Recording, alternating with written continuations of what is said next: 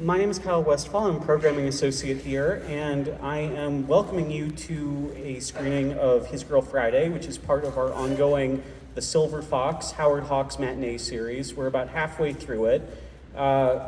If you're not familiar with Howard Hawks, which I don't know if anyone in this theater would describe themselves that way, and want to learn more, we've got a bunch of great films coming up for the rest of the month after this one, including The Thing from Another World, which he produced, Bringing Up Baby, Only Angels Have Wings, and To Have or Have Not. So, okay. All of those have their partisans, although they're different, right?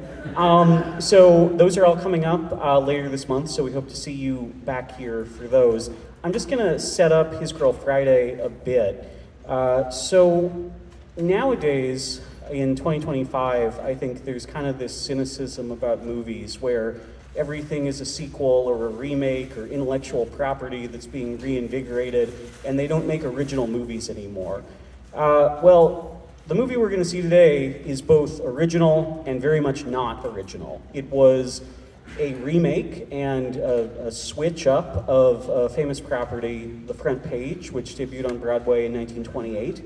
It had already been made into a film in 1931 in the pre-code era, when they could more or less get away with keeping not all, but a lot of the salty language in the film. The version you're going to see today, unfortunately, does not have the last line of the play, "The son of a bitch stole my watch." If you want to hear that on screen, you have to see the Walter Matthau, Jack Lemmon remake of The Front Page from the mid-'70s.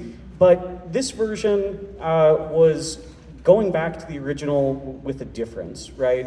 So Howard Hawks was a big admirer of the play and of the film version, admired how quick its dialogue was, how packed and modern it was, and originally approached Columbia Pictures about a remake with Cary Grant and Walter Winchell, if you can believe that.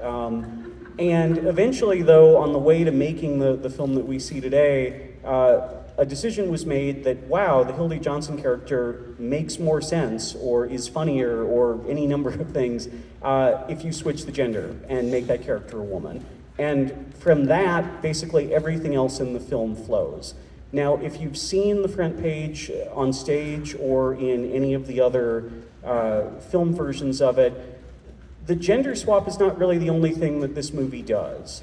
It also basically concocts a whole new first act for the play. It opens it up in Hollywood terms, right? Takes it away from just the newspaper office and gives you more of a sense of the world and the build-up and everything else. And also, incidentally, for all of Hawks's admiration for the original play, he and the screenwriters basically changed half the dialogue and improved it in their mind. And the script famously is 191 pages, which in a normal kind of shooting ratio and normal dialogue delivery for a Hollywood film would give you a film basically as long as The Brutalist. And so if you can imagine that, sped through so fast and so passionately that it can be condensed into 92 minutes, well, that's His Girl Friday. So for those who have never seen it before, I envy the experience you're about to have. For everyone else, you can laugh along with them and enjoy the show.